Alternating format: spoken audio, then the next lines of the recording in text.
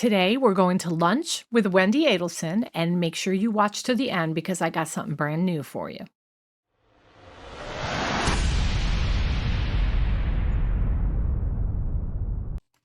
Welcome back to my channel, everybody. This is Moms for Justice for you coming to you.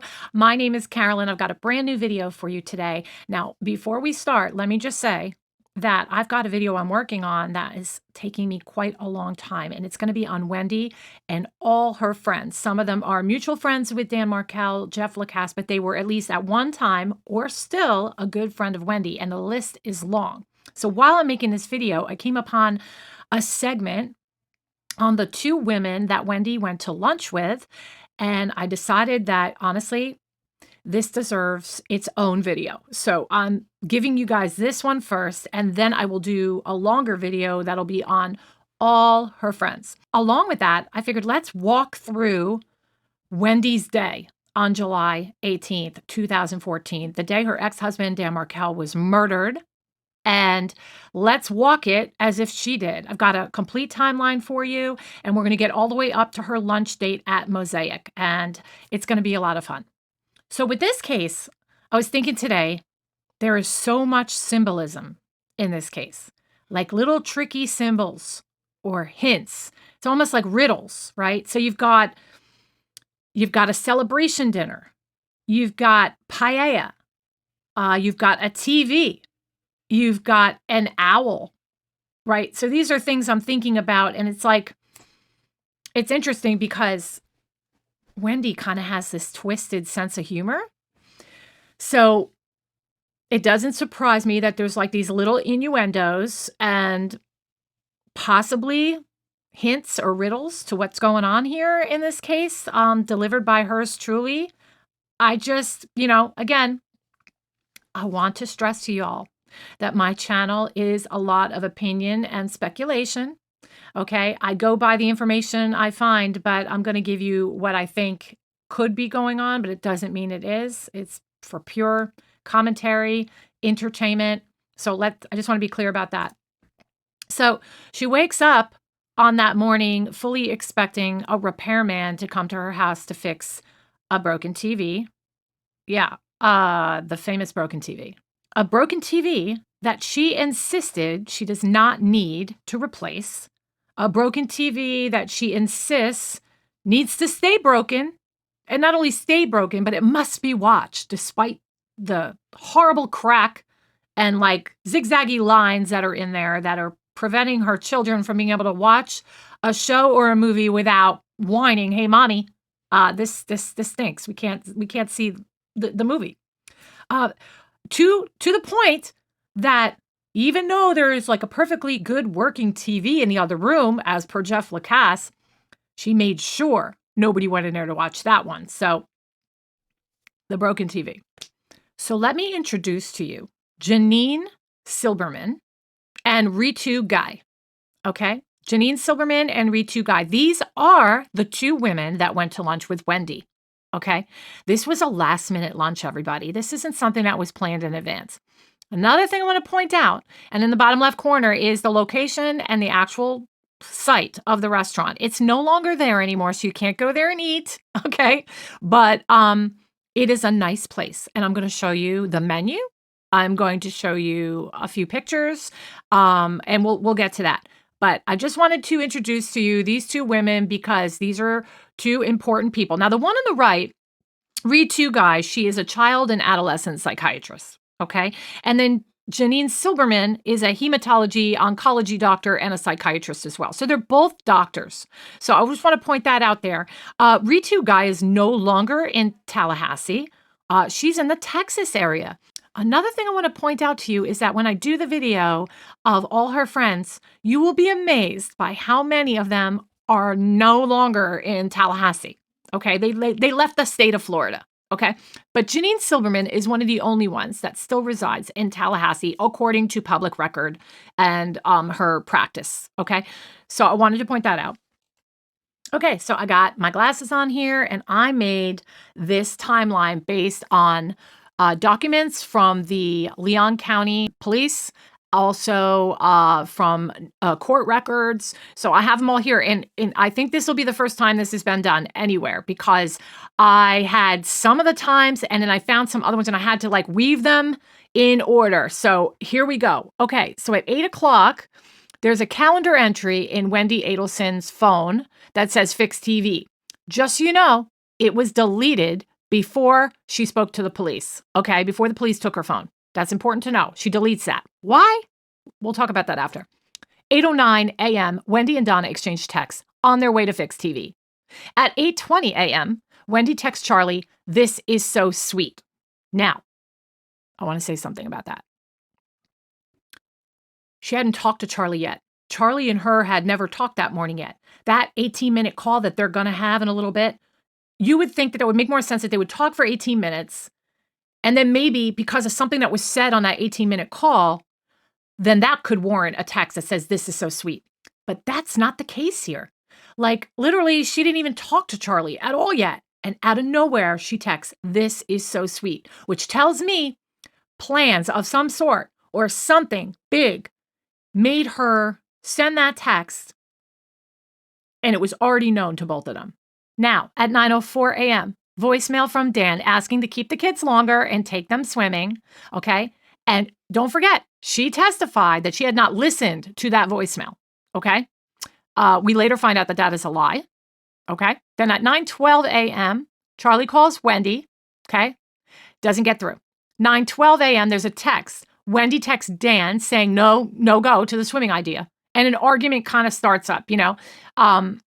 That's her answering the voicemail by text. Now that we know that she lied when she said she didn't hear the voicemail, because in order for her to answer back about the swimming he was asking for with the kids, like having a longer time, well, she would have had to listen to the voicemail. So clearly she listened to the voicemail right away. From 9:04 to 9:12, she listens to the voicemail. So she's a complete liar there. Okay. Then at 9:13 a.m., Wendi confirms keeping the boys until 4:30. Okay. And then they argue some more. Okay, and then at 9:15, the hitmen are tailing Danny at this time, beginning at this point, at 9:15. Then at 9:19, Wendi calls Charlie for 18 minutes and 17 seconds. Okay, so let's go back to this. So now she's probably perturbed, right? Because in the last 10 minutes, she's arguing back and forth with Dan about him wanting to keep the kids longer and go swimming. So I imagine that in that 18 minutes, and I'm speculating here, that she is complaining about he's at it again, he's a pain in my butt, blah, blah, blah, blah, blah, and probably saying, "I'm so excited this is about to happen because even up until now, he's still giving me a hard time." Okay, so then at 9:38 a.m., okay, Wendi texts Dan right after that 18-minute call with Charlie saying, "Nice was fun while it lasted. See you at 4:30. 10:06 a.m., Charlie calls Wendi for a very short duration of time. Then 10:09, Charlie calls Katie for a couple of minutes.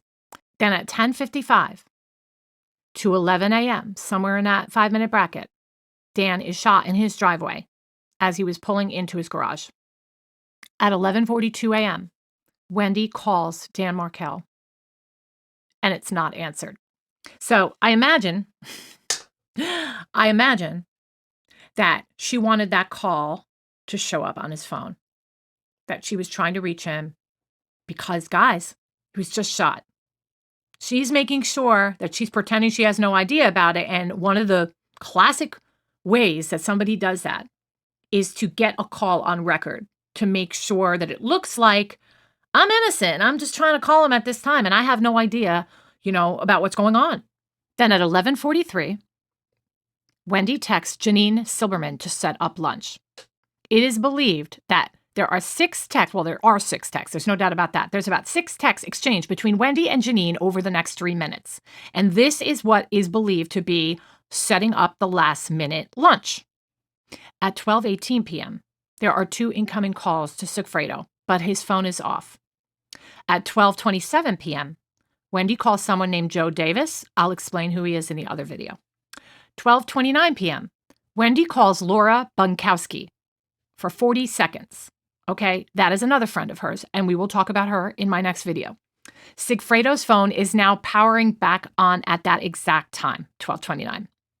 Then at 12:30, Sigfredo makes the famous call to Katie, phones her back on again, and he calls Katie, and that is when he says, it's done. And she says, I know.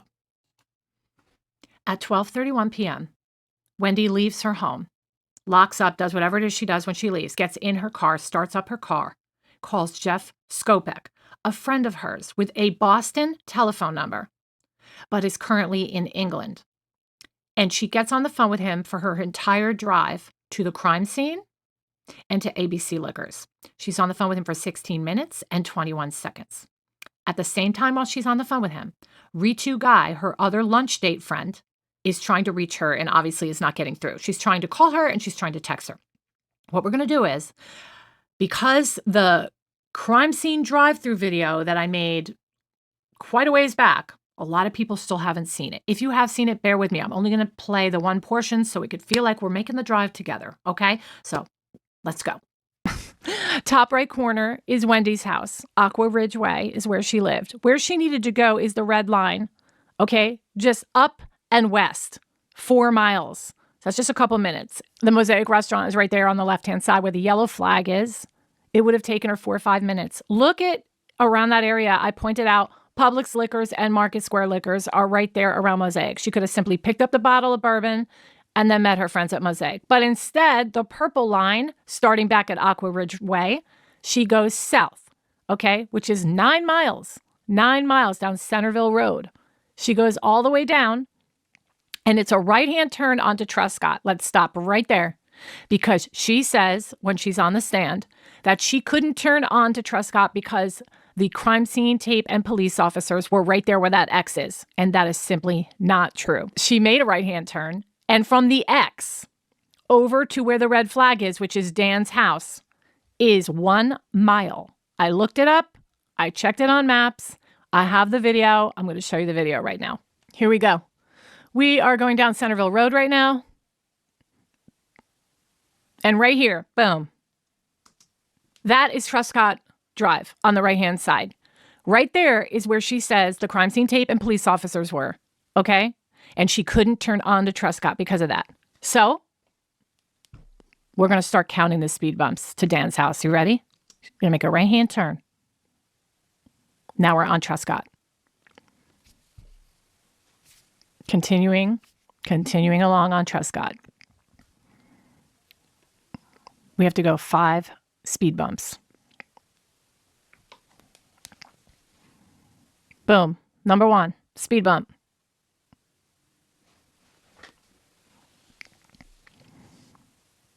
Beautiful neighborhood. I want you to imagine how long it takes her. 2 speed bumps.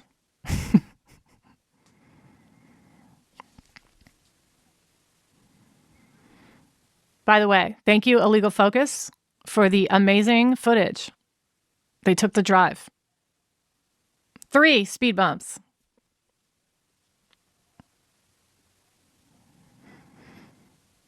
It's quite a ways.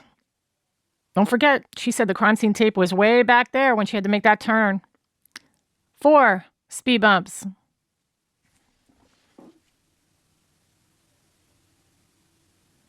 Hang in there with me.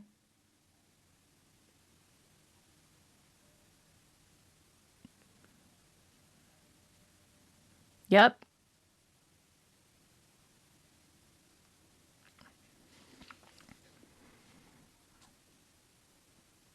It's coming. Here comes out of the speed bump. And I'm going to pause it right there.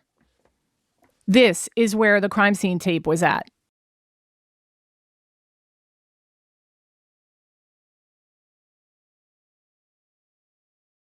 This is where the police officer was, and this is where he saw Wendi Adelson do a K-turn. It's a very narrow road, so it was kind of very hard for her to make that K-turn. She stuck out because she was basically hurrying and trying to flee. Okay, here's the thing. Wouldn't you be concerned for your children? He was the last person to have custody of the kids that night, the night before. It was his scheduled visitation time, and that was something that Wendi would have known that morning. But wouldn't you be concerned also? What about your ex-husband? I mean, wouldn't most people want to at least check he was okay, despite the fact that he's your ex? I would. I mean, especially if I was married to him for years, many years.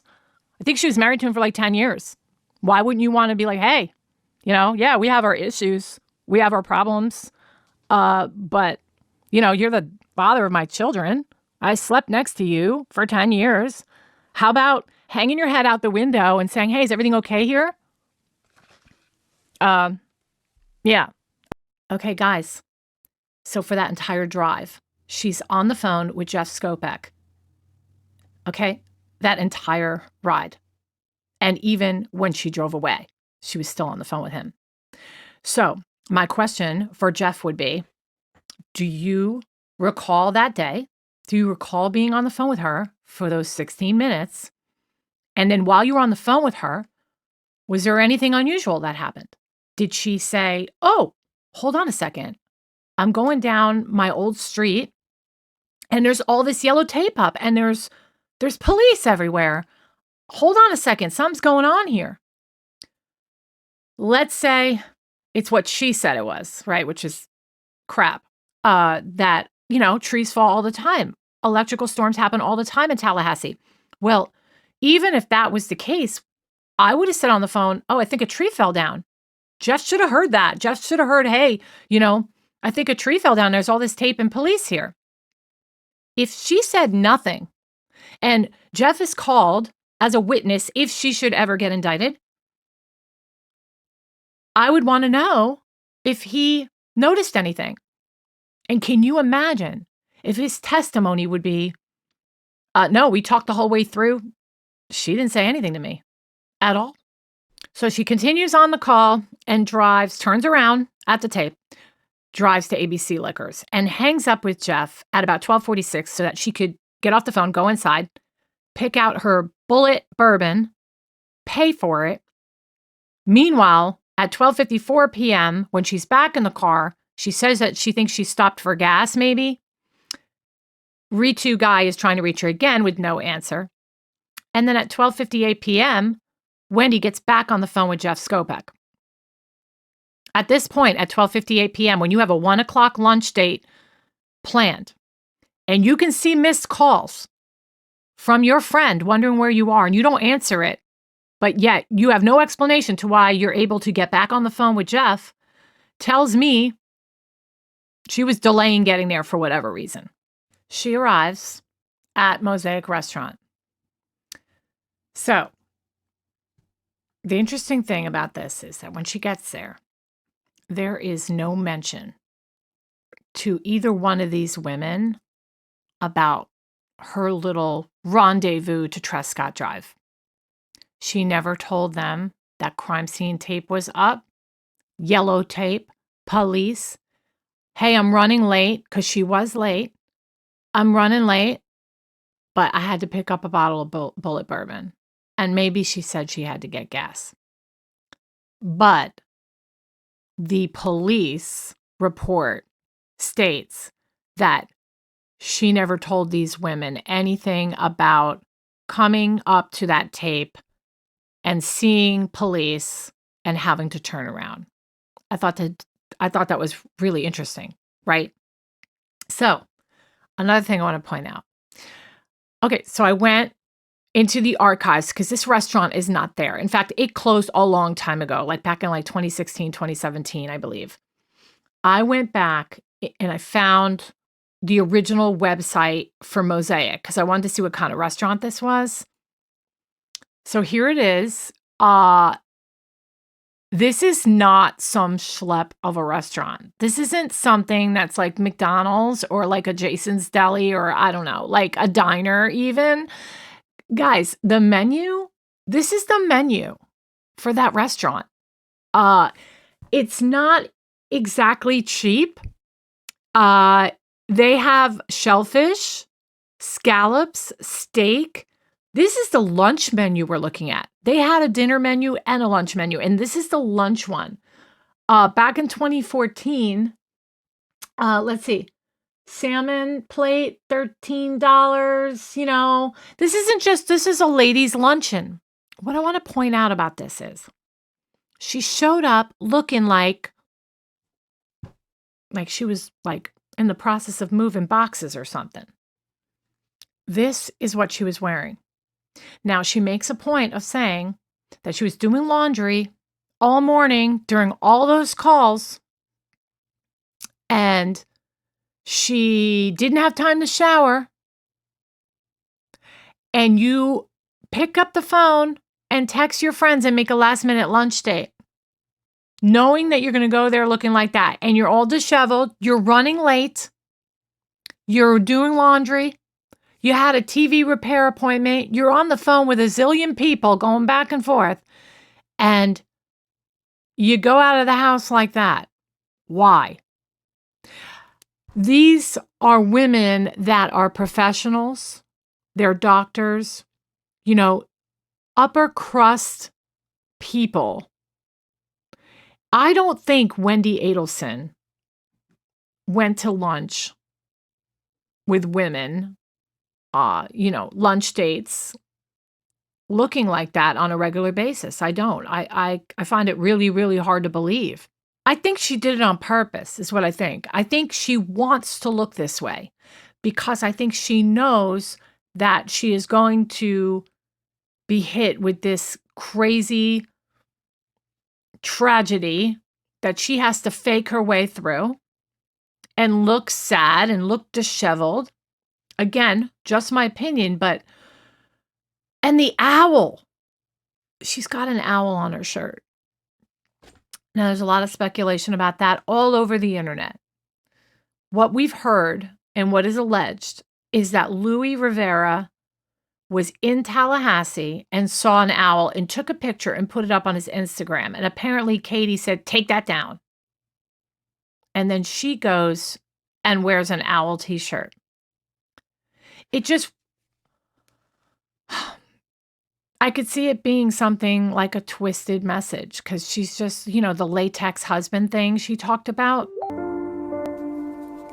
10 months ago, someone killed the father of my children. First we got divorced, and then he got murdered. In casual conversations, I don't know whether to call him my ex-late spouse or my late ex-spouse, except that late ex-spouse sounds like latex spouse. I find it really hard to believe that. What are the chances of that? The coincidence of that? The whole owl thing with Louis Rivera, and then it gets immediately taken down and deleted, and then she wears a t-shirt like that. It's really odd. I have a lot of friends. I know. How do you know that? Well, you had two of them up there for a last-minute lunch date, right? Isa mentioned last-minute lunch, and she said, how do you know it was a last-minute lunch? That's only somebody that was probably planning a last-minute lunch and didn't want anybody to know it was last minute.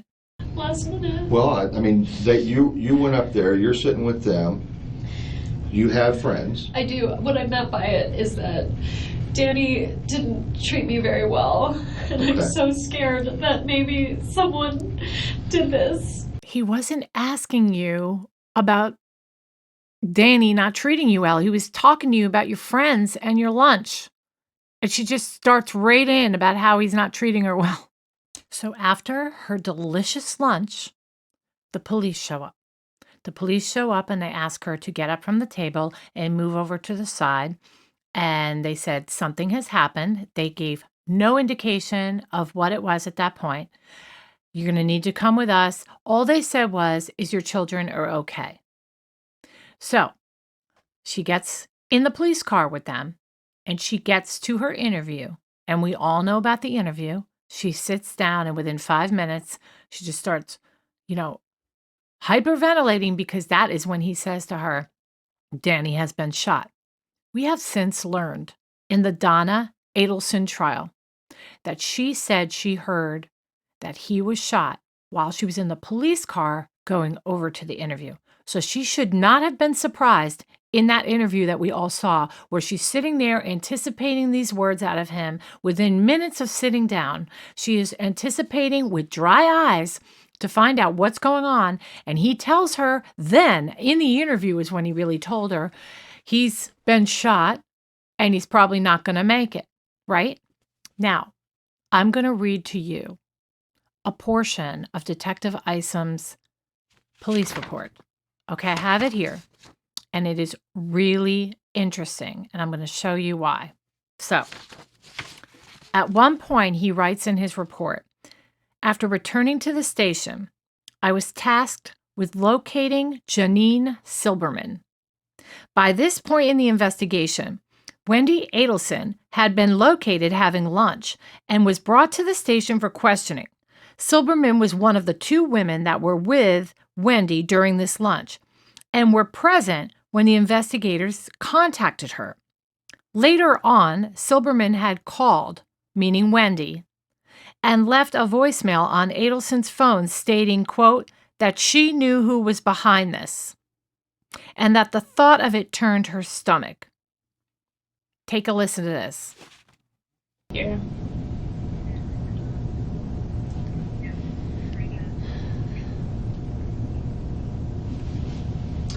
That's really, she was saying that was my friend that was at the lunch. She said I have a feeling who's behind all of this. She meant like she thought it was Danny's fault that I was there. Okay, so that is really, really important. So stay with me here. Janine Silberman, the same day Danny Markel was murdered, was directed to an interview room number 2, and the interview was then recorded. Silberman was sworn in and signed the oath of perjury form. Silberman was then asked about her meaning behind the voicemail message, and she begins to deny ever calling Wendi and leaving that message. She showed me her phone and pulled up the call log. There was a call that matched the records of Wendi Adelson's phone where she received the call from Silberman. The call was outgoing for 1 minute and 16 seconds. She claimed that it must have been a butt dial, and the message was of her and others in her car talking about what happened. I later contacted Investigator Rodriguez, who was downloading information from Wendi's phone. She provided me a recording of Silberman's message to play for Janine Silberman. He ended up having to play this message to prove to her that she did in fact leave the message, which was clear and unequivocal. Then Silberman was calling and addressing Wendi by name and making the aforementioned statements. Silberman then again denies leaving the message, and I press her further upon replaying it again. Then she stated she did leave the message and that it was not in the context concerning the murder. Silberman then states that when the investigators came to lunch and essentially took Wendi away, she immediately thought the police presence were concerning the custody arrangement being litigated between her and Markel. Upon that thinking, she figured that Markel had filed something to warrant police attention and that is what turned her stomach. Silberman reiterated that she had no idea who would want to kill Markel or harm him or anything helpful in this investigation. Silberman was then later transported back to her residence.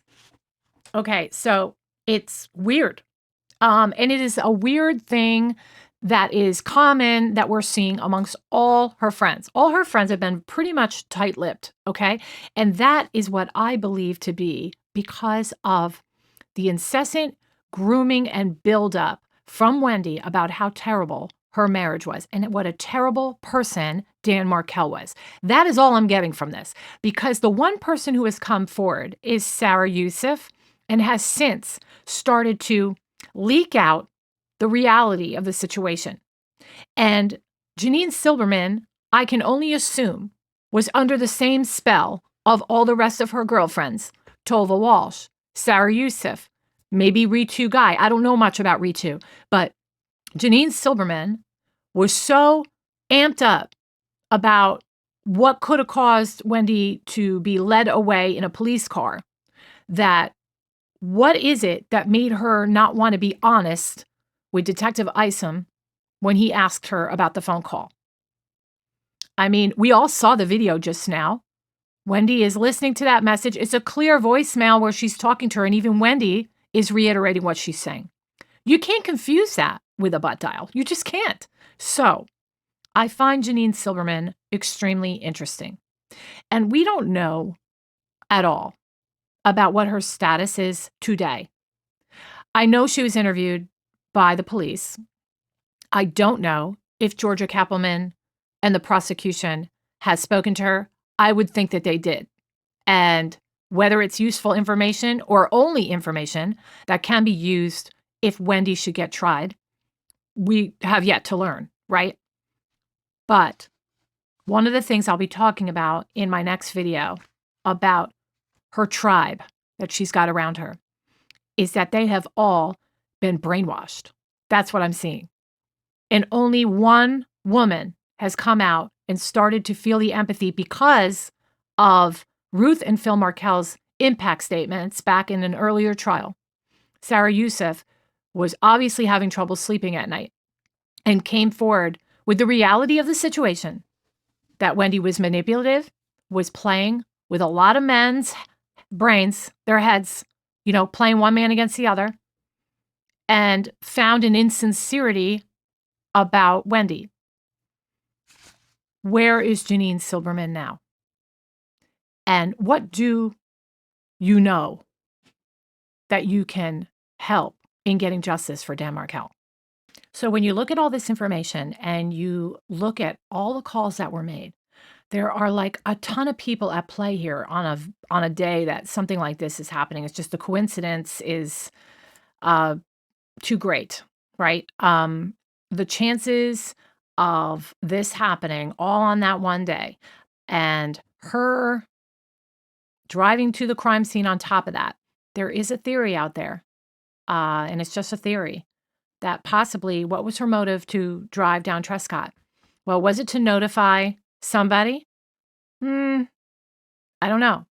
Some people have said that maybe she wanted to be a damsel in distress and be the one to find him and place the call. Oh my goodness, I was coming by here and we were supposed to talk about something with our kids. We were going to get together and talk about this thing with the school. And I found him here.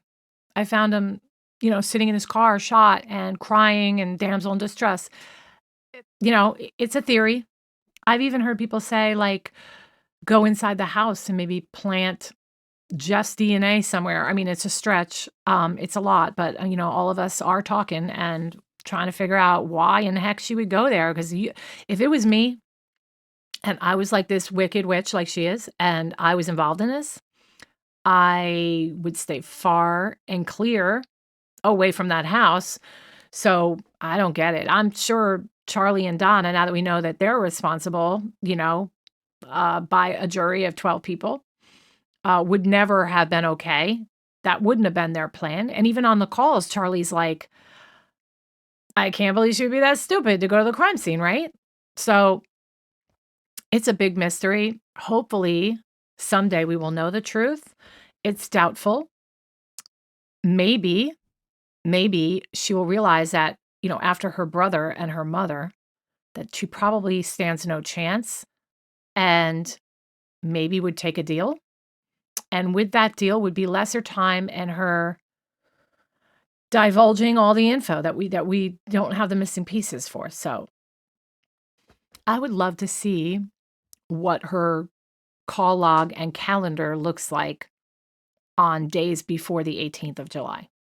Was it always this crazy busy? Were you always making a million calls like this, like some lunatic who can't fit everything in? I mean, you got there late. You were late for your lunch date.